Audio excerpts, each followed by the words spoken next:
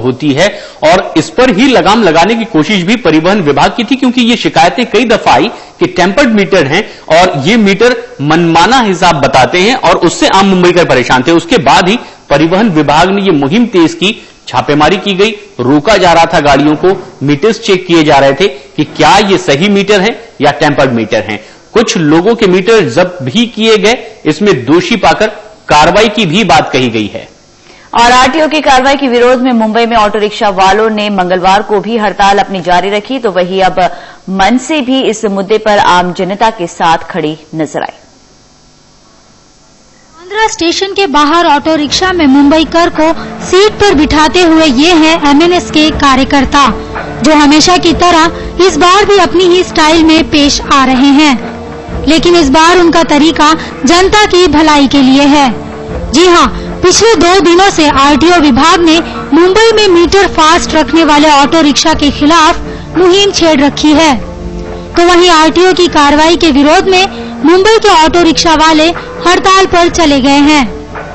Auto rickshaw वालों के अचानक हड़ताल पर चले जाने की वजह से परेशानी उठानी पड़ रही है आम जनता को। जनता की परेशानी को कम करने के लिए एमएनएस के कार्यकर्ता मैदान पर उतर आए और हड़ताल करने वाले ड्राइवरों के रिक्शा में मुसाफिरों को बिठा रहे हैं। साथ ही ड्राइवरों को यह भी चेता रहे हैं कि मुसाफिरों को बिना किसी तकलीफ के उनके गंतव्य स्थान तक पहुंचाएं।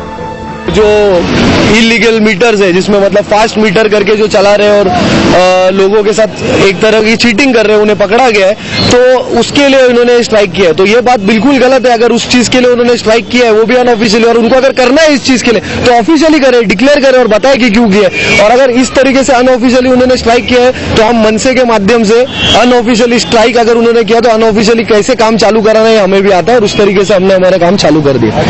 एमएनएस पार्टी के मुखिया राज ठाकरे ने गुजरात में नरेंद्र मोदी से मुलाकात करके गुजराती वोटरों के मन में जहां जगह बनाई, तो वहीं उनके कार्यकर्ताओं का जनता के प्रति समाज सेवा का भाव यही दर्शाता है कि आने वाले बीएमसी चुनाव के लिए एमएनएस ने वोटरों को अपने तरफ रिझाने की कवायद शुरू कर दी है। किरण जाधव के साथ न्यूज डेस्क, समय, मुंबई। और परेशान है आम मुंबईकर, कुछ लोग इनके समर्थन में, कुछ विरोध भी कर रहे हैं। ताजा स्थिति क्या कुछ दिखाई देती है मुंबई शहर में स्टेशन के बाहर, जहां पर अक्सर मुंबईकर ऑटो के लिए खड़े होते हैं। यही मौजूद हैं अंधेरी स्टेशन के नजदीक हमारे सहयोगी मनोज पांडे इस वक्त हमसे सीधे जुड़ रहे हैं। मनोज, ऑटो रिक्शा वाले हड़ताल पर थे, क्या कुछ ताजा स्थिति आज की सुबह दिखाई देती है? जी बिल्कुल प्रशांत, आपको बता दें कि अंधेरी स्टेशन के बाहर मैं खड़ा हूं और यहाँ पर पूरी तरह से कह सकते हैं रिक्शा नदारद है। कोई रिक्शा चालक इक्के दुक्के जो चला रहे हैं अपने रिक्शे को, वो उस बाकायदे मीटर के ऊपर कह सकते हैं कपड़ा बांधे हुए हैं और मुंह मांगे दाम पर यहाँ से चल रहे हैं। और जो मुंबईकर हैं, जो यात्री हैं, जो रिक्शे से सफर करते हैं, उन्हें काफी दिक्कतों का सामना करना पड़ रहा है। प्रशांत, आपको बता दें कि जिस तरह से आरटीओ की एक मुहिम है, उन्होंने जिन्होंने अपने मीटर को फास्ट करके रखा है उनके ऊपर कार्रवाई कर रही है और 10 से 15 हजार की जो फाइन है मार रहे हैं। उसके बाद ये रिक्शा चालक लगातार इस बात का विरोध कर रहे हैं कि ऐसा नहीं करना चाहिए उनको। साफ तौर पे इसमें जनता जो है, पब्लिक है, उसको इस बात को लेकर काफी कह सकते हैं खुशी है कि जिस तरह से उन्हें ज्यादा पैसे चुकाने पड़ते तो उस पर कहीं ना कहीं कंट्रोल होगा, लगाम लगेगा। लेकिन जो रिक्शा चालक है वो अपनी बात पर अड़े हुए हैं और साफ तौर पे कह रहे हैं कि जिस तरह से आरटीओ का कार्रवाई की जा रही है, अगर उसे नहीं रोका जाता तो इसी तरह से लगातार वो यहाँ पर रिक्शे जो बंद रहेंगे। और आपको बता दें कि इक्के दुक्के रिक्शे चल रहे हैं, ऐसा नहीं कि पूरी रिक्शे ठप पड़ गए, लेकिन जो लोग चल रहे हैं वो साफ तौर पे मुंह मांगी दाम मांग रहे हैं। अगर अंधेरी, लेकिन अब इस बात का क्या अंदेशा लगाया जाए कि वाकई में हड़ताल खत्म हो चुकी है, शुरू है, या फिर अब इसे रोकने की कोशिश हो रही है? क्योंकि कल भी ऐसा देखा गया था कि जोगेश्वरी के आगे के जितने भी इलाके हैं वहां पर ऑटो रिक्शा चल रही थी, और यहां पर अंधेरी इलाके के आसपास के इलाकों की बात करें तो यहां पर कई जगहों पर ऑटो रिक्शा बंद थी। लेकिन आज की स्थिति की बात करें तो साफ तस्वीर क्या है?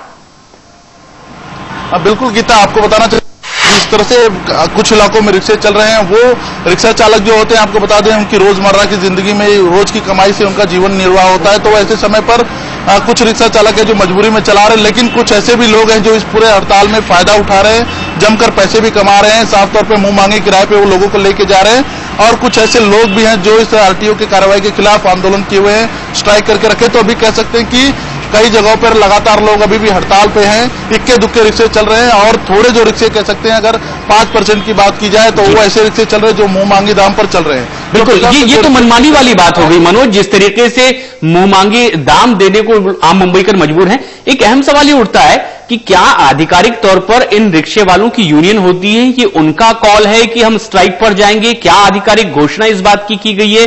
क्या इनकी यूनियन ने यह बताया है कि किन मांगों को लेकर ये हड़ताल कर रहे हैं? क्या ये कुछ चीजें आधिकारिक तौर पर सामने अब तक आ भी पाई हैं? जी बिल्कुल प्रशांत, आपको बता दें कि जिस तरह से अगर कह सकते हैं यूनियन स्ट्राइक करती है तो बाकायदे उसकी सूचना दी जाती है और एक दिन पहले बताई जाती है। लेकिन आपको बता दें कि जब हमने इस पूरे मसले पर यूनियन लीडर से बात किया, शरद राव जी से, तो उन्होंने साफ तौर पर कहा था पहले दिन ही कि जिस तरह से कुछ रिक्शा यूनियन है कह सकते हैं जो स्ट्राइक कर रहे हैं, लेकिन हमारी तरफ से ऐसी कोई घोषणा नहीं की गई है कि रिक्शे पूरी तरह से बंद कर दिए जाए। हाँ, उनकी जो दिक्कतें हैं उस बात को लेकर जरूर सरकार से बातचीत की जाएगी, उनकी जो समस्या है उनका हल निकाला जाएगा, लेकिन रिक्शे बंद नहीं किए जाएंगे।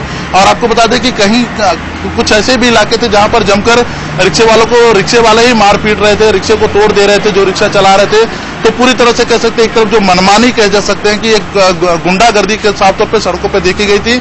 उसके बाद आज ये कह सकते हैं तीसरा दिन होने आ रहा, चालू हो गया तीसरा दिन।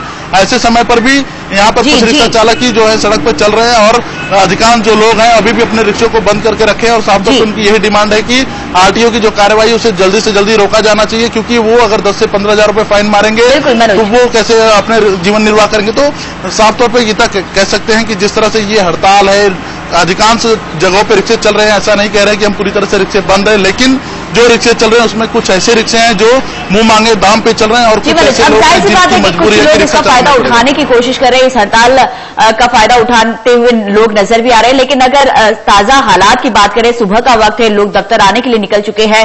अगर अंधेरी इलाके की हम बात करें तो कहा यह भी जा रहा था कि आज बस वाले भी स्ट्राइक पर जाने वाले हैं। फिलहाल अगर यातायात सेवा की अगर हम बात करें तो कौन कौन सी सेवाएं फिलहाल मौजूद है लोगों के लिए जो उन्हें अपने अपने दफ्तर तक पहुंचा सकते हैं? क्या बस विभाग की ओर से भी किसी तरह की कोई घोषणा की गई है? जी गीता, आपको बताना चाहेंगे कि जीएसटी जो है पूरी कह सकते हैं अपने सही समय पर चल रही है।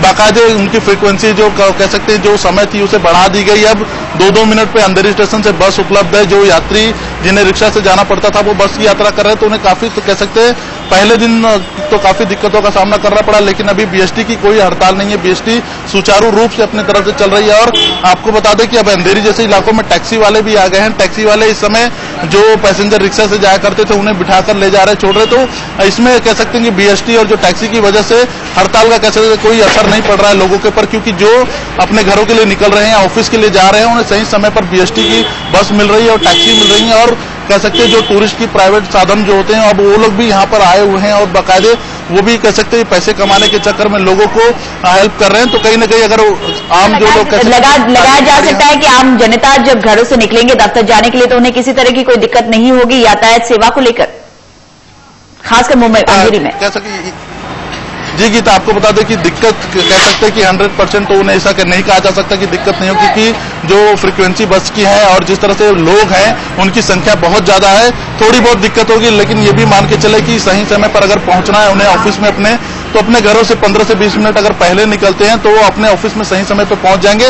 बस है, टैक्सी है और प्राइवेट गाड़ियां हैं यहाँ पर। ऐसे समय पर अगर थोड़े से घर से समय से जल्दी निकले तो अपने यहाँ पर बाकायदे ऑफिस पहुंच सकते हैं, अपने घरों पे पहुंच सकते हैं। और रिक्शे भी चल रहे हैं, रिक्शे वही रिक्शे चल रहे हैं जो डिमांडेबल है, अगर वो अफोर्ड कर सकते हैं, उनके मन मांगे मुंह मांगी जो दाम है अगर उसको चुकाएं तो वो उन्हें ऑफिस तक छोड़ रहे हैं। लेकिन हड़ताल अगर कह सकते हैं कि हड़ताल पूरी तरह से ये कामयाब नहीं नजर आ रही, क्योंकि इक्के दुक्की ऐसी यूनियन है जो लेके बैठी हुई अपनी मांग को बाकायदे चला रही है। और कुछ लोग ऐसे हैं जो रिक्शे चला रहे हैं और कुछ अपने मुंह मांगी दाम पर रिक्शे चला रहे हैं। तो कह सकते हैं रिक्शा वालों में भी अब कह सकते कहीं ना कहीं मतभेद नजर आ रहा है। और कुछ तो अपनी मजबूरी की वजह से चला रहे हैं, कुछ गाड़ी कह सकते लोगों के जेबों में से ज्यादा पैसे खींच ले इसलिए रिक्शे चला रहे हैं। जी मनोज, और ये एक साफ तौर पर चीजें सामने नजर आ रही है कि स्ट्राइक क्यों की गई है, क्या उसको आधिकारिक तौर पर माना जाए, ये क्लियर नहीं हो रहा है। बट मुंबईकर परेशान जरूर हैं।